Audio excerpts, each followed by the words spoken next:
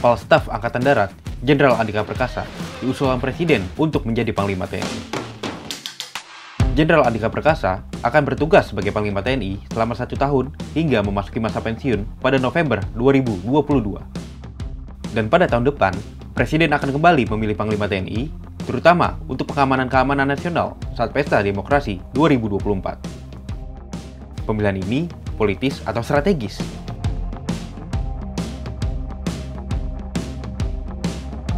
Jenderal Andika Perkasa dikenal dekat dengan Presiden Joko Widodo. Terakhir kali terlihat bersama adalah ketika Jenderal Andika mengantar rombongan Presiden yang akan berangkat mengikuti KTT G20 di Roma. Sejumlah pihak menangkap ini sebagai sinyal Kepala Staf Angkatan Darat menjadi Panglima pilihan Presiden. Dengan masa jabatan selama 1 tahun, Jenderal Andika Perkasa dapat fokus membenahi sejumlah PR internal yang tertunda selama 2 tahun akibat keikutsertaan TNI di garis depan penanganan pandemi COVID-19. Pembenahan personal di internal, baik itu pembenahan senjataan, pembenahan kualitas prajurit, itu selama 2 tahun ini tertunda oleh pandemi. Nah, karena ini pandemi sudah agak mereda, saya kira 1 tahun ini bisa digunakan oleh Pak Andika Perkasa untuk melakukan tadi yang belum dilakukan oleh Pak Hadi ya. Misalnya tentang peremajaan alutsista yang memungkinkan dilakukan, atau kalau tidak profesionalisme prajurit mungkin. Namun, pemilihan ini bukan tanpa kritik. Masa kepemimpinan 1 tahun dinilai terlalu singkat untuk dapat menyusun dan melaksanakan program-program bagi perbaikan internal TNI. Di waktu yang sama tahun depan, kita akan kembali ribut-ribut membahas calon Panglima TNI yang baru dengan pertimbangan yang lebih politis. Mengingat, tak lama setelahnya, Indonesia akan memasuki tahun-tahun pesta demokrasi. Kepentingan seluruh pihak, terutama menyangkut stabilitas keamanan nasional, akan kembali menjadi bahan pertimbangan. Masa aktif yang terlalu singkat ini kan nggak bagus bagi kebutuhan organisasi. Setahun itu kita akan habis untuk pertama melakukan konsolidasi, menyusun rencana-rencana, program-program, ya. Terus kemudian baru melaksanakan. Nah, belum apa-apa nanti waktunya udah habis, sudah peluit wasit sudah bunyi gitu ya. Dalam dalam konteks Panglima TNI ini dalam perundang-undangan tidak ada injury time gitu ya. Nggak ada injury time yang bisa diperpanjang sedikit, nggak ada aturan seperti itu. Jadi dia ya waktunya habis ya harus berhenti. Sama seperti sekarang dengan Pak Hadi Cahyanto nggak mungkin diperpanjang ya.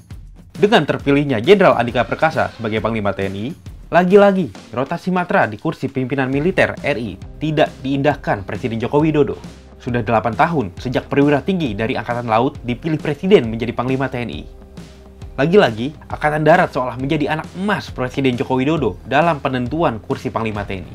Keharmonisan dan kesolidan antar matra tentu akan menjadi PR pertama bagi Jenderal Andika Perkasa.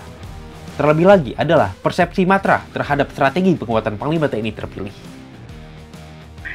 Persepsi matra kepada markas besar itu adalah bahwa markas besar memainkan peran yang terlalu besar dalam beberapa hal, termasuk diantaranya di dalam merumuskan tentang strategi matra, tentang kebutuhan matra, dan sebagainya itu. Jadi banyak yang cemas di kalangan matra itu bahwa seorang panglima itu bisa bias, bahwa seorang panglima yang mempunyai latar belakang angkatan udara kemungkinan besar akan bias pada penguatan kekuatan tempur udara, misalnya begitu.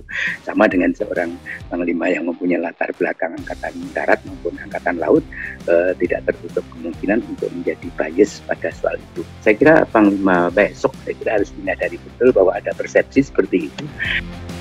Dengan masa aktif hanya 1 tahun, tentu kita bertanya, kemana langkah Jenderal Andika Perkasa selanjutnya?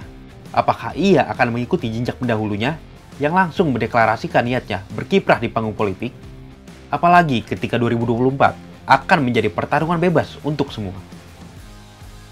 Ketika beliau-beliau itu nanti menjadi purnawirawan, maka seperti masyarakat umum biasa, mereka punya hak politik, gitu loh. Artinya apapun yang mereka akan lakukan itu hak mereka. Berpartai, ikut partai politik, masuk menjadi kandidat presiden atau kandidat wakil presiden, itu adalah mekanisme wajar ketika seseorang sudah purnawirawan menjadi masyarakat biasa. Kalau dia masih ingin mengambil peran ya di kancah politik gitu ya, termasuk di pemerintahan selanjutnya ya. Saya kira penting bagi mereka juga untuk berpikir untuk bergabung di salah satu partai politik tertentu ya, bukan hanya sekedar kemudian berisik di media gitu ya, mengomentari isu-isu tertentu hanya dengan kapasitasnya sebagai seorang purnawirawan. Banyak pekerjaan rumah menanti calon Panglima TNI baru.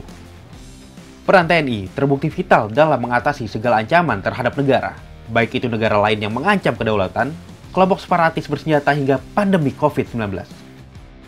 Terlebih lagi, banyak pihak yang sudah bersiap atau mungkin sudah curi start menjelang konsultasi di tahun 2024. Apalagi kali ini, tidak ada juara bertahan. 2024 menjadi kompetisi bebas bagi calon yang mampu memenuhi ambang batas pencalonan. Dan tugas TNI, menjaga stabilitas negara dari seluruh ancaman, baik dalam negeri maupun luar negeri.